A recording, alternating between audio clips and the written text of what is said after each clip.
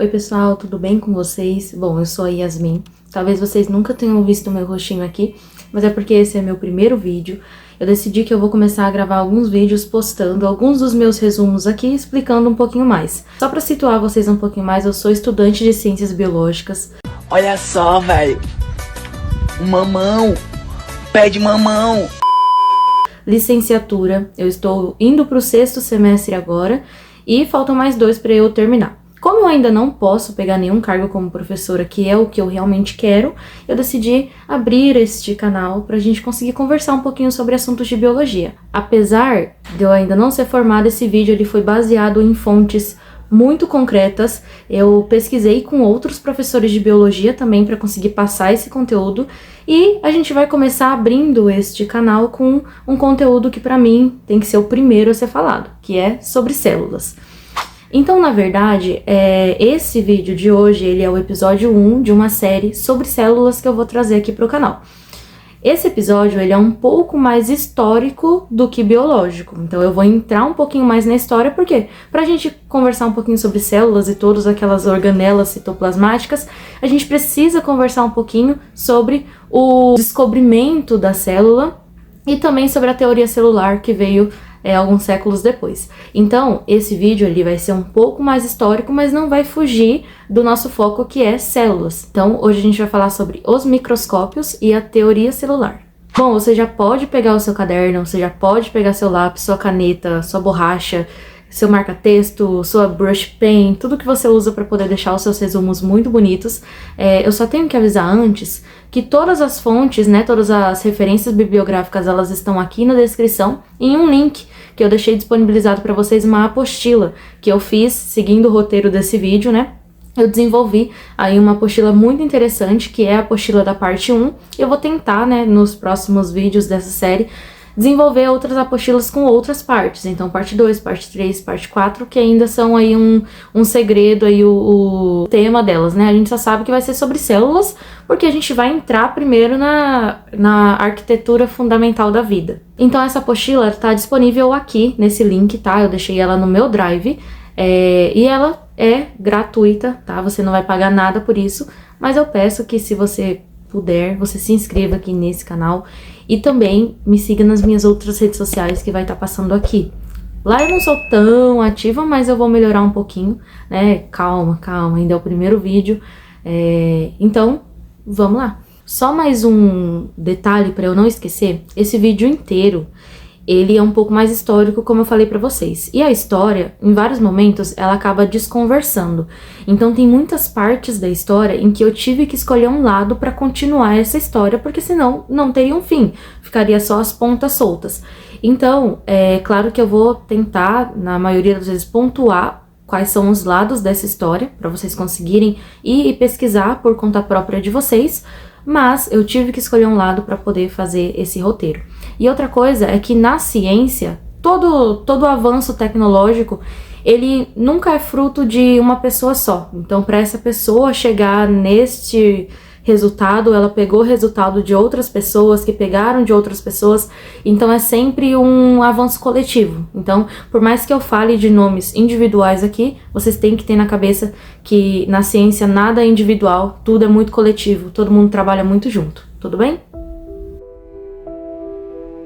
São os olhos da razão que veem as ondas luminosas, mas parece que são os olhos, órgãos dos sentidos, que identificam as células de um corte vegetal. E, no entanto, o microscópio é mais o prolongamento da inteligência do que o prolongamento da vista. Mas de onde veio a ideia de dizê-lo antes de verificá-lo? É aqui que a história da formação do conceito de célula tem sua importância. Bom, a gente veio aqui para o meu microquadro, como eu falei para vocês. Eu vou deixar aparecendo uma foto, vou tirar uma foto desse quadro e vou deixar ela aparecendo em alguns segundos aqui do vídeo, que é para você que gosta de anotar o que tá escrito aqui, conseguir anotar, porque eu acho um pouco difícil de você enxergar o que tá escrito aqui.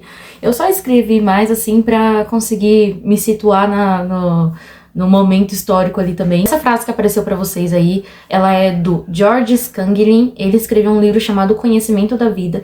E nessa frase a gente já consegue ver que ele já fala um pouquinho sobre como foi importante a invenção dos microscópios. E eu compartilho da mesma opinião que ele. foi algo muito importante, mas a gente tem que ver da onde que surgiu essas invenções de microscópios e mexer, né? Quem começou a mexer com esse negócio de ótica e tudo mais.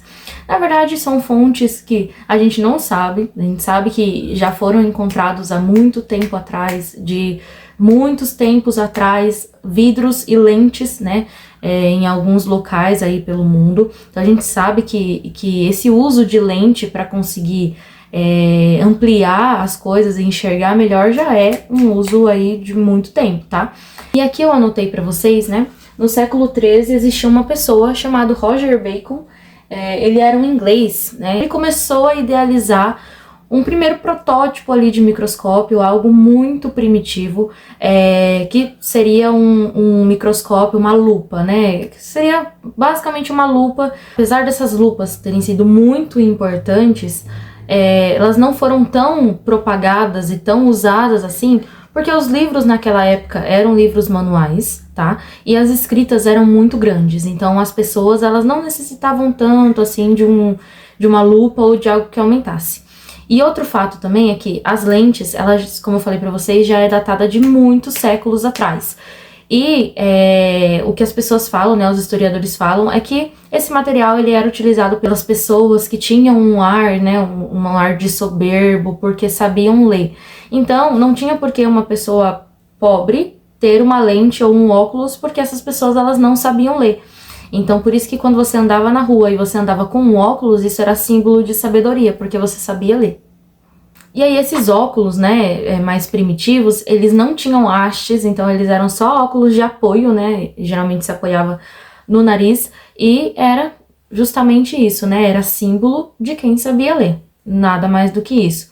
As pessoas utilizavam, né, esses óculos e tudo mais, e aí um pouco mais pra frente, né, ali no século XV, teve um homem chamado Johannes Gutenberg, que esse homem, ele inventou uma engenhoca ali, que era uma prensa, né? E essa prensa, ela conseguia copiar livros. Então, tinham vários quadradinhos, né? Esses quadrados, eles eram distribuídos de acordo com a palavra que você queria formar. E aí, essa prensa, ela fazia justamente o que o nome diz, né? Ela prensava uma folha e ela conseguia carimbar aquela folha. E aí, conseguiu, né, uma democratização muito maior no acesso aos livros. Porque aí a gente conseguiu produzir livros com uma alta escala, né? Mais facilidade também. Então, essa prensa inventada por esse Johannes Gutenberg, ela foi muito importante justamente para a gente conseguir propagar o uso de óculos, né? E aí as pessoas começaram a se interessar mais pelos óculos, então começaram a ver e olhar assim, caramba, o que tem de diferente nesse óculos? Assim como nós também, eu tenho certeza que quem já usou óculos, alguma vez já olhou assim e já ficou, meu Deus, mas por que esse vidro aqui, ele me faz enxergar melhor? Ele faz eu ter uma visão melhor daquilo que antes eu não conseguia ver, ou que antes eu conseguia ver e depois de muito tempo ali minha visão ficou muito ruim e eu parei de ver. E a gente tem alguns fabricantes de óculos, principalmente ali na Europa, que esses fabricantes eles começaram a se interessar mais pelo mundo da ótica e aí começaram a desenvolver esses protótipos de microscópio. A história que a gente tem mais propagada é de duas pessoas, né? Na verdade, é uma pessoa, mas teve a ajuda de outro, que é o nosso amigo Zacharias Jansen e o seu pai, que era o Hans. O Zacharias, pelo que a gente tem de dados, ele era muito novo, ele tinha cerca ali de 10 anos de idade, quando ele inventou um primeiro microscópio com a ajuda de seu pai. Os dois tinham uma fábrica, né, uma empresa de óculos, e eles fabricavam essas lentes. Então, ele teve um acesso melhor a essas lentes para poder inventar esses protótipos, né? Só que essa história, ó, ela é uma versão controvérsia. Então, conforme foram se passando os anos, né, a gente percebeu que essa história tinha alguns pontos ali que desconversavam. Tanto é que a gente só ficou sabendo mesmo dessa história lá no século XVII por um rapaz chamado William Boreel. Ele escreveu, né, em alguns escritos dele, ele colocou o testemunho, né, de uma pessoa muito importante para nossa história, que é o Johannes Zachariasen, que ele era filho do Zacarias, E aí ele jurou de pé junto, ele chegou a jurar de pé junto que o pai dele quem inventou o primeiro microscópio. Se é verdade ou não, a gente nunca vai saber. Há as controvérsias de que não foi e há as pessoas que afirmam que foi. Então, é só pontuando algo aqui na história. O que a gente sabe é que depois disso estava largada, né, a produção de microscópios. Então, todo mundo queria fazer um microscópio, fazer algo diferente, investigar as coisas muito de perto. E aí a gente tem alguns equipamentos que foram se desenvolvendo e tudo mais. A gente tem nessa história também o Galileu Galilei. Então, ele tinha uma luneta astronômica e nessa luneta ele também tinha essas lentes. E só para pontuar, né, eu só coloquei o nome dele aqui só pra gente conseguir pontuar alguma coisa, que na verdade o Galileu Galilei, ele conseguiu descobrir algumas luas em Júpiter e alguns outros elementos ali no nosso universo através dessa luneta dele, e isso foi muito importante também para a história e para a ciência, porque ele conseguiu refutar a teoria, né, de que a Terra era o centro do universo e que todos os outros planetas giravam em torno da Terra. Porque ele conseguiu ver coisas extraordinárias através da sua luneta. Então, como eu falei, várias pessoas começaram a desenvolver vários tipos de microscópios diferentes. Então, conforme foram se passando ali, né, a criação dos microscópios, cada um foi desenvolvendo um método para poder tornar esses microscópios mais fáceis de serem utilizados, porque os primeiros microscópios, assim, eles eram muito difíceis, eles tinham muito comandos, então era muito impossível da gente conseguir mexer. Então, basicamente, só quem conseguia mexer naqueles microscópios era quem inventava, e às vezes até quem inventava não sabia mexer. E é aí que a gente chega em um rapaz que é muito citado também na história, que é o Robert Hooke. O Robert Hooke, ele conseguiu desenvolver alguns microscópios com lentes melhores. Então, o que antes as pessoas viam muito embaçado e não conseguia aproximar muito, Robert Hooke conseguiu desenvolver um onde as lentes eram um pouco melhores, né? Mas também não era aquelas coisas, tá? A gente tá falando que ele conseguiu desenvolver algo melhor para aquela época. Então, para aquela época foi um marco muito importante esses protótipos de microscópio que foram surgindo, né? E a partir daí, a gente tem um começo de teoria celular. Ainda não é a teoria celular fundada, né, aquela que a gente conhece, que a gente aprende na escola, mas é a partir daí que a gente pode falar que tem uma teoria celular. Por quê? Robert Hooke, ele foi muito importante, né? Ele tinha habilidades artísticas, então ele fez um livro, ele escreveu um livro a partir das observações do microscópio dele. E nesse livro ele desenhou, né, várias coisas que ele estava vendo. Então ele desenhou insetos, ele desenhou vegetais e tudo visto microscopicamente. Algo muito interessante é que no livro dele, que se chama Micrografia, ele chega, eu li o livro dele, né, eu fiz esse favor de ler esse livro para poder trazer esse conteúdo aqui para vocês. Na verdade, eu não entendo muito de inglês. Eu fui passando pro Google Tradutor, ele foi traduzindo para mim, e aí eu consegui tirar ali uma observação, né? Mas o interessante é que em vários momentos do livro dele, ele pontua que ele acha muito interessante estudar essas coisas, mas que os outros cientistas da época, eles não estavam tão preocupados com isso e estavam preocupados com coisas maiores. Na hora que eu li isso, eu falei, caramba, por mais que ele pode até não ter escrito essa parte com esse objetivo, mas ficou muito top essa parte que ele fala que as outras pessoas estão preocupadas com coisas maiores. Então, assim, muito legal, é um livro muito bacana, você consegue encontrar em PDF pela internet e você consegue fazer igual eu, né? Vai jogando no Google Tradutor e vai traduzindo. Ou então, hoje em dia você pode pegar o celular, né, e aí apontar, entrar no Google Lens lá e entrar em tradutor e aí apontar para a tela do computador e algo assim, já vai traduzindo automaticamente, então é muito mais fácil. Pude perceber com grande clareza que era todo perfurado e poroso, muito semelhante a um favo de mel, embora os poros não fossem regulares. Esses poros, ou células, não eram muito profundos, mas consistiam em muitas pequenas caixas, em aparência muito semelhante a um favo de mel, e essas caixas eram distintas e separadas umas das outras. Como vocês puderam ver, essa frase é uma das frases que está no livro Micrografia, do Robert Hooke, e ela é assim, talvez a frase mais importante para o fundamento da teoria celular e para os estudos que vieram em seguida. Por quê? Ela fala justamente sobre as células, né? Por mais que hoje em dia a gente sabe que o Robert Hooke, na verdade, estava observando células vegetais mortas do tecido de uma cortiça, né? Que é um material proveniente ali da casca do sobreiro. Então, ele estava observando uma célula morta. Mesmo assim, ele conseguiu fazer uma observação muito legal e ele nomeou essa célula como cells, né? Como tá aqui, ó. Cells. Por quê? Cells era a cela que os monges ficavam. Então ele comparou aquele desenho que ele fez e aquilo que ele viu no microscópio com esses pequenos compartimentos, né? Que as pessoas, os monges, ficavam na época. Então ele conseguiu fazer essa comparação e foi a primeira vez que a gente viu esse termo sendo utilizado para esse fim. Claro que cells já era um termo utilizado há muito tempo, mas depois a gente conseguiu ver justamente o uso desse termo na parte biológica, na parte ali das células e tudo mais.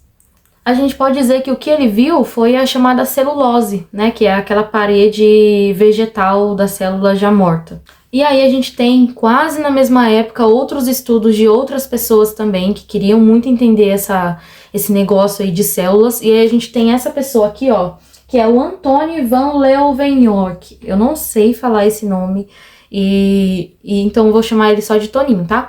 O Tony, mentira, todo respeito, vou chamar ele de Antony. O Antony, ele é um microbiologista, ele foi um microbiologista, aliás, e ele conseguiu ver pela primeira vez, provavelmente pela primeira vez, células vivas. Então ele conseguiu ver espermatozoides, glóbulos vermelhos do sangue, fibras musculares também ele conseguiu ver a partir de um microscópio também. E ele viu algo que ele nomeou como animalcules, que hoje em dia a gente interpreta como bactérias. Então ele chegou a ver bactérias, muito provavelmente ele chegou a ver bactérias, isso é muito legal. E aí só depois, né, depois de algum tempo, porque as pessoas elas já sabiam que nós éramos formados por células, mas ainda não tinha nada fundado, nada, nenhuma lei, nenhuma teoria, nada disso. Então desenvolveu-se a teoria celular ali no século XIX. Primeiramente, a gente tem o Matthias Jacob Schleiden. Se vocês forem pesquisar, vocês podem encontrar ele como Matthias Schleiden ou como Jacob Schleiden. Eu demorei para entender que o nome dele, na verdade, era Matthias Jacob, porque cada livro que eu lia tinha um nome diferente. Aí teve uma biografia que eu entrei que eu vi que o nome dele era Matthias Jacob. Então aí eu falei assim, ufa, é a mesma pessoa. Não, pelo menos nessa parte não tem confusão. E daí ele se juntou com o Theodore Schwann. Theodore Schwann, ele era um fisiologista, então ele estudava principalmente animais, e aí ele conseguiu perceber que nos animais também existiam células, e aí os dois se juntaram para poder escrever uma teoria celular. Eles conseguiram, né, escrever 2 tópicos dessa teoria, que são os tópicos, dois dos tópicos fundamentais dessa teoria celular, que é, todos os seres são compostos de células, né, isso a gente já sabe, e ela é a unidade básica da estrutura e organização dos seres vivos. Então, essas duas foram as duas teorias, os 2 parágrafos dessa teoria que eles conseguiram entrar em consenso. Quando chegou ali no terceiro, né, que é aqui, eles não entraram em um acordo. Por quê? Naquela época, a gente tinha algo muito forte ali no campo da ciência, que era a geração espontânea. Que é basicamente aquela ideia de que se você deixa alguma coisa parada ali, ele vai apodrecer e do nada, né, vão surgir ali micro-organismos, mas na verdade eles vão surgir, eles não vão vir de algum lugar. Que a gente sabe que se a gente deixar alguma coisa apodrecendo, vai apodrecer justamente por conta da decomposição de seres vivos. Só que esses seres vivos eles vão ser atraídos até aquele local para poder decompor. Na teoria de geração espontânea, não, eles surgiam ali do nada. Então, essa era a teoria que dominava aquela época. E a terceira, né, o terceiro parágrafo era justamente isso, de que toda célula surge de outra célula pré-existente. E foi aí que eles não entraram em consenso. Em muitos livros eu encontrei que foi o Schleiden que não concordou com isso, e em outros eu encontrei que foi o Schwann que não concordou com isso. No geral, essa terceira aí tava dando uma discussão, uma confusão e tudo mais. Então, teve que aparecer uma terceira pessoa na história, que foi o Rodolphe Virchow, que é esse aqui, Que aí ele vem, né, com uma frase muito icônica daquela época, que é omnicélula é célula, ou seja, ele quis dizer que toda célula surge de uma célula pré-existente. Então, ele apareceu com estudos, com frases e tudo mais, e aí surgiu a teoria celular com as três, né, principais ali, os três principais tópicos dessa teoria. Só que assim, o Rudolf, na verdade, ele não inventou isso da cabeça dele do nada. Ele pegou, né, essa história aí de que toda célula surgia de uma célula pré-existente de um outro cientista, que foi o Robert Remak. O Robert Remak, ele era um embriologista e ele estudava, né, alguns embriões de animais. Então, ele estava estudando mitose. Ele estava descobrindo muitos conceitos sobre mitose. Para quem não sabe, mitose é a divisão celular onde uma célula mãe gera duas células filhas idênticas geneticamente. Então, ele estava estudando sobre isso e, na verdade, ele não teve os devidos créditos, né? Então, o Virchow só apareceu lá, ou não sei se eu tô falando o nome dele certo, mas, assim, é difícil falar os nomes certos, tá? Mas ele só apareceu lá e, basicamente, falou isso. E aí, naquela época, um dos dois lá foram, né, acreditaram naquilo e falaram, não, tudo bem, então vamos lá, a teoria celular vai ser essa daqui. Depois dos estudos que ele apresentou e dessa frase que ele falou, que na verdade foi uma frase e estudos desse Robert Remak. O que acontece? O Robert Remak, ele era judeu. Então a gente sabe que o preconceito religioso naquela época, e até hoje em dia, existe e existiu. Então, isso, né, abriu ali caminhos para que o Virchow pegasse essas falas dele, esses estudos, e usasse para ele, e também para que ninguém naquela época se preocupasse, porque era um judeu. Então, assim, pra gente ver como a história, em vários momentos, ela se conversa, né? E aí a gente tem, então, a teoria celular, né, esses três tópicos mais importantes. Claro que depois de algum tempo vieram, né, mais pessoas para acrescentar alguns fatos à teoria celular e modificar aquilo que primeiramente foi feito. Então essas pessoas, elas conseguiram contribuir com algumas outras ideias. Uma das ideias aí que foi acrescentada foi que temos diferentes tipos de células, que daí depois eles viram, né, que alguns seres possuíam células procariontes, outras eucariontes. Isso aí é conteúdo para um próximo encontro, que daí é quando a gente vai entrar de fato ali no mundo microbiológico, né? Bom, eu espero que você tenha entendido pelo menos um pouquinho do que eu falei aqui. Como eu falei, é uma parte mais histórica, não é a minha área, mas entra na parte de células, que será a minha área daqui a 2 semestres, a 3 semestres, né? Porque eu tô entrando no 6º semestre agora. Mas me conta aqui nos comentários o que você achou desse vídeo e fala pra mim quais são os próximos conteúdos que você quer que eu traga pra cá. Claro que a gente vai continuar essa série sobre células, mas isso não impede de que eu grave alguns outros conteúdos. Provavelmente eu vou incluir as organelas citoplasmáticas nos próximos episódios dessa série, né? Vamos colocar assim. Provavelmente eu posso incluir, né, esses novos conteúdos aí que tem a ver com célula. Apenas cromossomo, DNA, que eu só vou passar, assim, bem rapidamente por eles, porque eu quero fazer uma série sobre eles também. Então já me conta, e muito obrigada por você ter assistido até aqui, e tchau!